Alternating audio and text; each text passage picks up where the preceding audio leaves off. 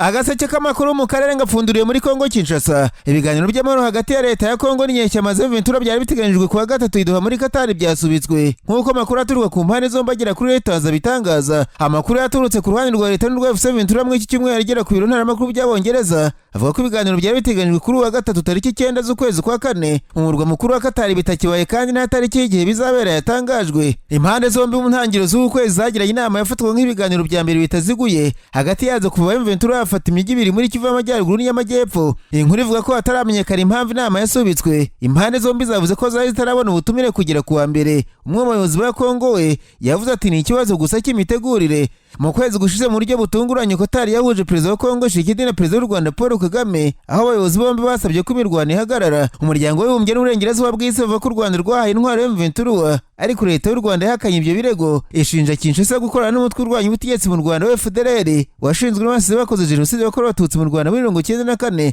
Icyo kora amakuru ataragira urwego ruyemeza cyangwa se ngo ruyahakane, avuga ko ari ibyo M23 inasaba leta ya Kongo Kinshasa mbere yo kuba baganira. Bimwe mu bivugo harimo nk'itangazo rya perezida wa Kongo ryerekana ubushake bwa politike bw'ubutegetsi bwe bwo kugirana imishyikirano itaziguye n'inyeshyamba M23. Hari kandi ivanwaho ry'icyemezo cy'inteko ishinga amategeko cyo ku itariki 8 Ugushyingo 2022 hamwe n'izindi ngamba zose ubutegetsi bwa Kinshasa bwafatiye M23 kugira ngo imishyikirano ya politiki izabashe kuba. Hari ivanwaho ry'ibihano byose by'urupfu, gukurikiranwa n'impapuro zo guta muri yombi no gutanga igihembo ku muntu wese wafashe ubutegetsi bwa Kinshasa mu guta muri yombi abayobozi n'abakozi ba M23 kugira ngo bizatume imishyikirano ya politiki iba. Hari ukurekurwa bidatinze ko abasivili bose cyangwa abasirikare bose bafashwe kandi cyangwa se bari gukorana na M23 kubera isura yabo cyangwa se ubwoko bwabo cyangwa kugira umubano wa kinyamwuga, ubucuti cyangwa se ubucuruzi n'abanyamuryango wa M23. Hari uguhagarika no guhana imvugo zose zibiba urwango, akenshi zikurikirwa n'ibikorwa byo gukandamiza cyangwa se kurya abantu, kimwe no guhiga abantu kwatangijwe ku banyekongo kubera isura yabo cyangwa se ururimi bavuga igiswahili n'ikinyarwanda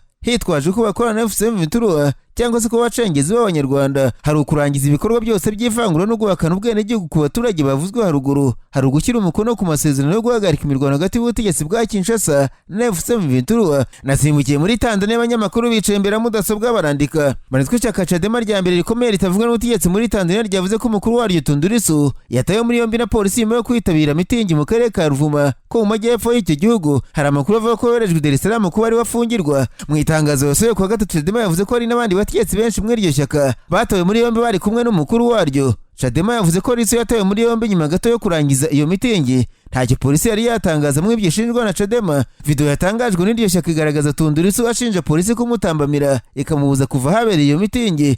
Lisu yumvikana avuga ati mitingi yabaye umuhoro, buri kintu cyose cyagenze neza, ariko imikino ya polisi ndayizi ikora mu nyungu z'ishyaka riri ku butegetsi rya CCM. Ati barimo kumbuza kujya mu modoka yanjye, ubu niba ari uko bimeze singenda ndetse ndarara hano. Impirimbanyi ziharanira uburenganzira bwa muntu muri Tanzania zagiye zishinja ubutegetsi bwa Perezida kwibasira abatavuga rumwe nabwo mbere y'amatora ateganyijwe kuba mu kwezi kwa 10 uyu mwaka. Leta ariko irabihakana. Mu byumweru byavuga bishije Tundu Lisu yakoze mitingi mu bice bitandukanye by'igihugu. Ubutumwa bw'ingenzi yagiye ageza ku mbaga y'abitabiriye izo mitingi nuko nta mahirwe ari uko amatora mu kwa 10 aba mu bwisanzure no mu mucyo mu gihe cyose nta mavugurura arakorwa. Tundu Lisu y'imyaka 57 arashaka ko impinduka mu kanama k'amatora avuga ko katagomba kubamo abantu bashyirwaho mu buryo butaziguye na Perezida Samia Suluhu Hassan. Uyu mukuru wa Chadema yakomeje gusubiramo intero igira iti nta mavugurura nta matora. Mbere Tundu Lisu yatawe muri yombi inshuro nyinshi ndetse mu mwaka wa 17 ku butegetsi bwa Perezida John Paul Magufuli yarokotse igerageza ryo kumwica bwaraswaga mu saa 17. Samia Suluhu Hassan w'imyaka 35 wari visi perezida bwa Magufuli yapfaga mu mwaka wa 2021 niwe wamusimbuye umugore wa mbere utegetse Tanzania.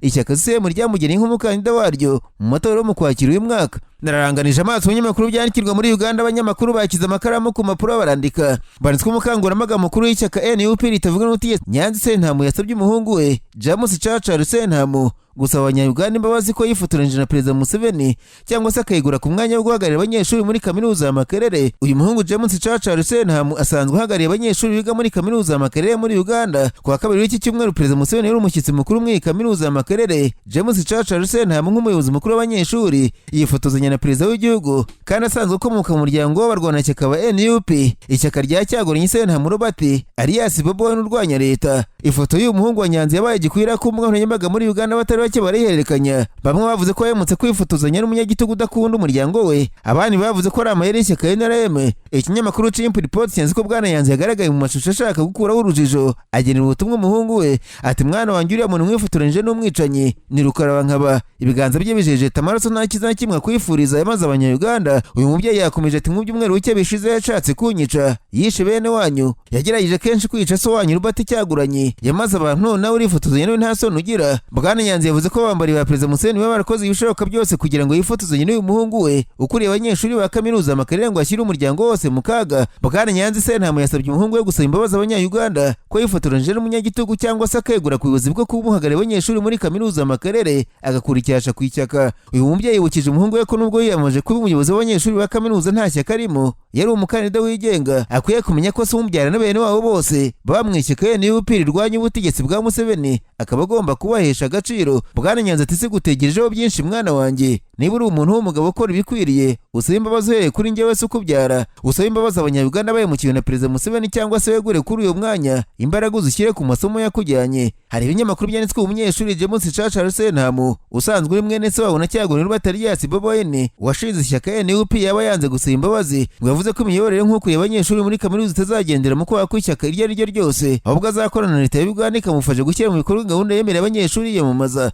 Uyu musore yavuze ko kuba yarahuye na Perezida Museveni bakifotozanya nta kibazo kirimo, kuko kuba ari mwene wabo na Boboyene bidakwiye ko ahagarariye abanyeshuri agomba kwita ku mibereho myiza yabo. Yavuze ko nta shyaka na rimwe abamo nta rizamukoresha mu nyungu zaryo. Avuga kuri se umubyara Nyanzi wamaganye kuba yarahuye na Perezida Museveni, yavuze ko ubaha ibyemezo bya se umubyara nk'umuntu mukuru uba mu ishyaka, ariko nawe ari umuyobozi w'abanyeshuri akwiye kurebera abayoboye kuruta kumva bafite inyungu mu mashyaka yahisemo kujyamo. Bwana Chachari yavuze ko atatuye ngo akorere inyungu z'amashyaka, yatorewe kuba umuyobozi w'abanyeshuri ba Makerere kandi mu byo yemeye yiyamamaza ntiharimo kuba umutwe runaka ya politiki. Agaseke k'amakuru mu karere ngapfunikire muri Kenya abanyamakuru bakoze ba muri no barandika banitswe imyigaragambyo yadutse yagombaga kubera iserukiramuco ry'amakinamico mu mujyi wa Nairobi, ubwo abanyeshuri ba Bugerere School bangirwa gukina igihangano cyabo byavuzwe ko ari icya politiki kinyega ubutegetsi bwa Perezida William Ruto. Ibinyamakuru muri Kenya byagarutse kuri iyi nkuru, byavuze ko uyu mukino w'abanyeshuri b'abakobwa wiswe Cause of War wateje yegeregere muri Kenya kugeza ubwo abapolisi basanze abo bantu bari babamishamo ibyuka biryana mu maso bagira ngo batatanye. Ikinyamakuru The Kenyans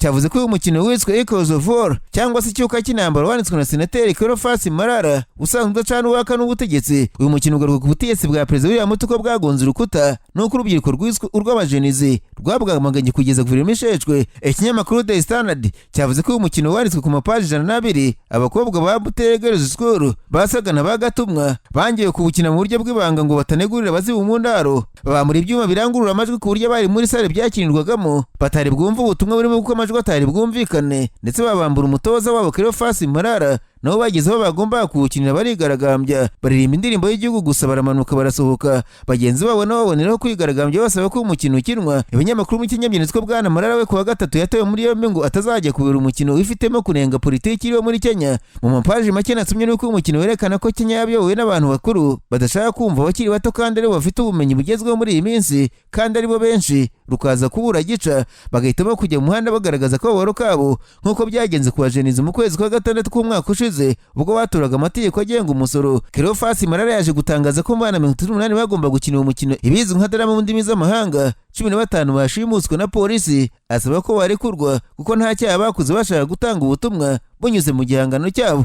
Promosiyo idasanzwe ku ndwara zitandukanye harimo nka diabete, hypertension, hepatite, impyiko na prostate. Waba sugira ububabare mu nda bushingiye ku moko y'inzoka zitandukanye nka amibe, teniya n'izindi, cyangwa ukunda kugira ibibazo byo mu nda bidasobanutse, ufite se ahubwo indwara z'uruhu cyangwa ukeka ko wahumanyijwe, se yabazaniye promosiyo idasanzwe kuko ubu kuvurwa ari nk'ubuntu. Abangaba bafite inkomoko muri Tanzania kuko bakorera muri East Africa yose ndetse bagakorera no mu Rwanda. Bafite ubunararibonye mu kuvura bakoresheje imiti ikomoka ku bimera. Bavura cyane abagore bakunda kugira ibibazo mu myanya y'ibanga nk'ama infection, imihango idakama n'ibindi. Bavura kandi n'abagabo bagira ubushake buke mu gutera akabariro n'abatishimira ingano y'igitsina cyabo. Bakagira umwihariko kandi mu kuvura abakeka ko bahumanyijwe cyangwa barozwe. Ni inzobere mu by'ubuzima, bahamagare kuri nimero ziri kuri ekara yawe bagufashe. Akarusho nuko aho waba uri hose ku isi bakugezaho imiti yabo kuko bakorana na DHL.